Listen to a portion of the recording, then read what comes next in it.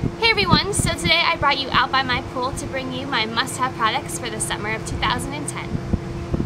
So the first thing I think is really important to have during the summer, other than some cool shades, is sunscreen. You always want to have sunscreen on.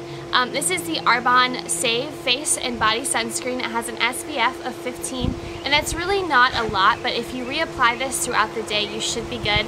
I like this sunscreen because it's not very thick. It doesn't feel like you have sunscreen on, which is great. It doesn't feel oily and nasty, and it doesn't have a nasty sunscreen smell, and I know a lot of people avoid wearing sunscreen for that fact. So that's the one thing I do recommend. And also, you're going to want to have a daily face lotion that has SPF in it. This one is the Arbonne FC5 Nurturing Day Lotion with an SPF of 20. And I hate putting sunscreen on my face. So usually if I put this on before I put my makeup on, I'm good to go, and this will last for the whole day. Another thing that I find very useful is some kind of like aloe lotion or anything like that. This is the Arbonne Sea Source Detox Spa Renewing Body Gelée, and it's kind of wet.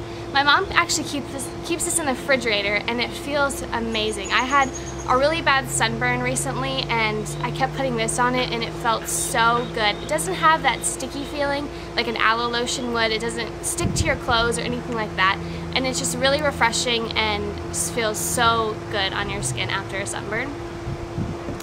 Another thing that I wanted to mention is having a really good night cream. My hair is everywhere. I get really dry in the summer. My skin is really dry all year round, but it seems like in the summer it's especially dry. So I have to have a really strong night cream. So I use the FC5, the Arbonne night cream that goes along with the day cream. And this isn't really that thick, but it feels really good on, and it just really helps renew your skin. Another thing that I think every girl wants in the summer is a tan. And obviously it's not good for you to lay out or go to a tanning bed. So a lot of times girls will turn to Sunless Tanner. So I use the Made in the Shade, Arbonne of course, tanner. And this has an SPF of 15. I didn't know that. Interesting.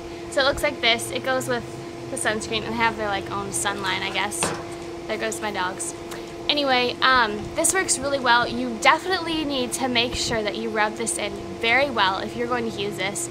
I've been using it without a problem, but when I was younger and I tried using this, I was so streaky. I was a hot mess. So you make sure that you rub this in really well, and this works really great. It actually gives you a nice glow without looking orange, and that is like the most important thing when it comes to self-tanners. Another great thing to have is a really good chapstick. Oh my goodness. This is the Arbonne International, of course, the Lip Saver. And this has an SPF of 30, which is also great because you want to have an SPF on your lips. And it's really good to wear a lip balm in the summer instead of like a lip gloss. This is just a CoverGirl one.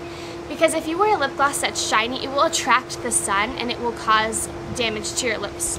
So it's really good to have a chapstick, and especially with an SPF, you can't go wrong there. One of my last things that I think are important to have is nail polish. I know in Florida I live in sandals, but for a lot of people, sandals is like a summer thing. So I definitely recommend having your toes painted, because that is like my biggest pet peeve. When girls wear sandals and they don't have their toes painted, I hate that. So I have a couple, for the most part I kind of like to keep it natural, so I have this pink Sally Hansen Hard as Nails nail polish. And you can get, like, if you want to get crazy, there goes my self tanner. If you want to get crazy and do like funky colors, these are also really well. This is a Sally Hansen one, and then this is an NYC one. I recommend these if you want to just do all kinds of colors, but you don't want to spend like $8 on a bottle for nail polish. This is great. NYC, I think they're like $1 for a bottle of nail polish. You can experiment and try out all kinds of different colors. So that is my must-haves for the summer of 2010. I hope you all enjoyed this video. Sorry for the wind, my crazy dogs. Anyway, stay tuned and I'll see you in the next video.